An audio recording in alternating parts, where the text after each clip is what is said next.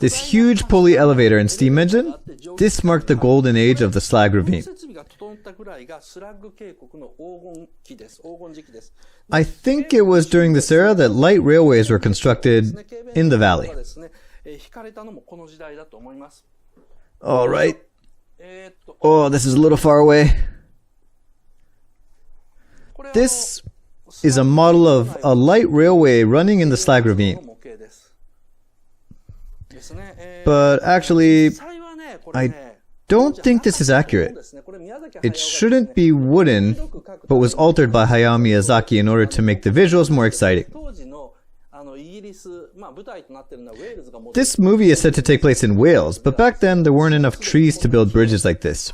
Most of the trees were cut down or burned down at the beginning of the Industrial Revolution, and there was only iron left in the United Kingdom.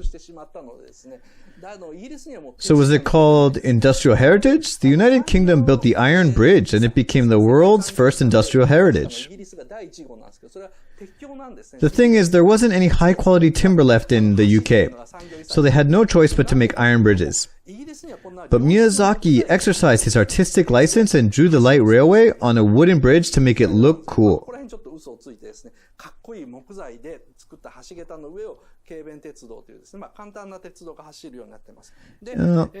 In the slag ravine,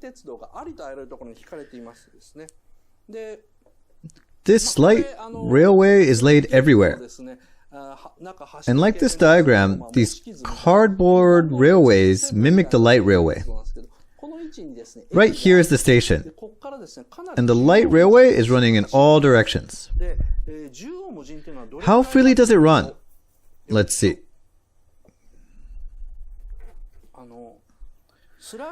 When you see the storyboard of the slag ravine, I mean not a storyboard but an artboard. An artboard is a stage before background artists draw the background scenery. Before a team of background artists draws the scenery, an art director draws the base image, and that's called an artboard. Based on the artboard, each background artist adjusts the picture. For example, it's daytime, so I'll add sunlight. Or I'll add morning haze since it's early morning.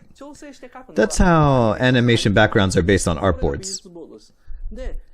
As you can see, this light railway is running almost everywhere. This is because the slag ravine isn't just a mining town.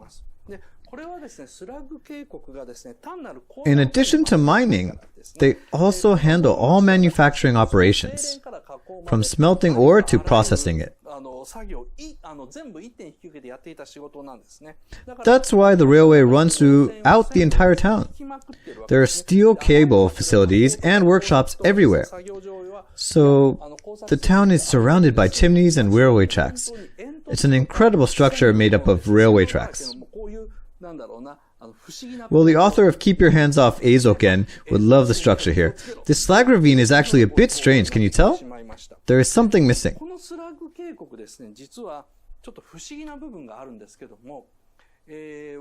Do you see it? There should be something here in a large factory town like this. But we don't see it.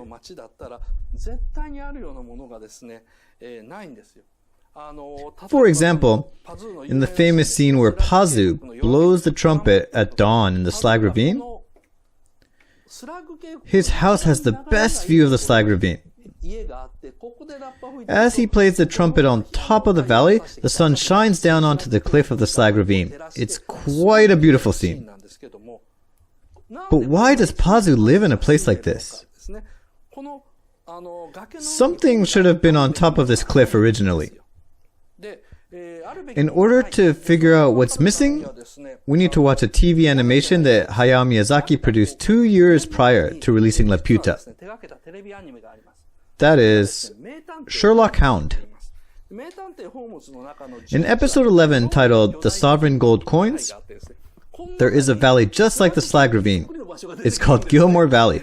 When Holmes and Watson ascend the hill in an automobile, they're surprised that they see huge chimneys lined up and smoke billowing out at the bottom of the Gilmore Valley. It's an industrial town where a lot of poor people live. This is the image source for the slag ravine. They look so much alike. However, something was intentionally removed from the slag ravine. Let me show you. Here you go.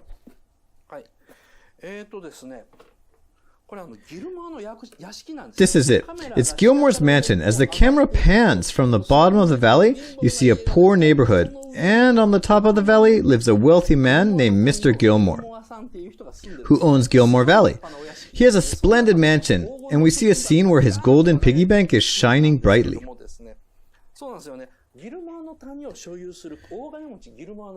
Mr. Gilmore owns the valley and the mansion.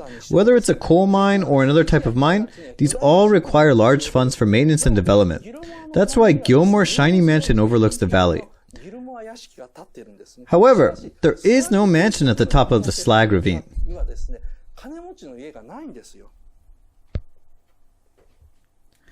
As you saw earlier, there's no mansion at all. There are only factories all the way up. That's why Pazu lives in a prime location, like the top of a hill. This isn't because Hayao Miyazaki didn't remember or didn't care. Only 2 years prior to Laputa, Miyazaki produced Sherlock Hound. And there he drew a mansion owned by a rich man on top of the valley.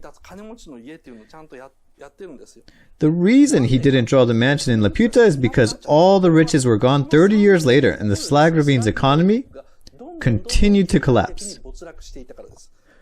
The slag ravine resides in a world roughly 30 years after that of Gilmore Valley. The major investors have left and the town has become shabby. There may have once been facilities such as a church or community hall where Pazu lives. But since the water is no longer running, life there became inconvenient, rendering it uninhabitable. So only Pazu lives there. I think it's that kind of place. Speaking of the world 30 years later, what kind of place has the poverty-stricken slag ravine become? This is the boss's wife.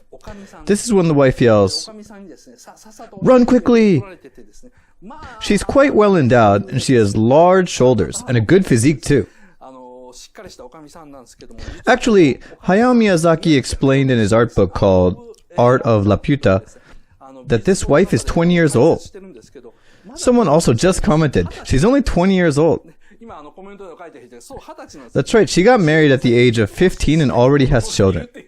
That's pretty young, right? The boss married a 20-year-old, or more precisely, a 15-year-old, and had kids with her. The reason is that second and third generation miners marry and have a family at a younger age. This phenomenon occurs in mine towns which have flourishing economic activity. In the past, the economy was good. So young guys married early and became independent quickly because their salary was 10 or 20 times that of working elsewhere. That's why they didn't need to live at home anymore. Not only the eldest son, but the second son or the third son can work really hard and earn a lot of money.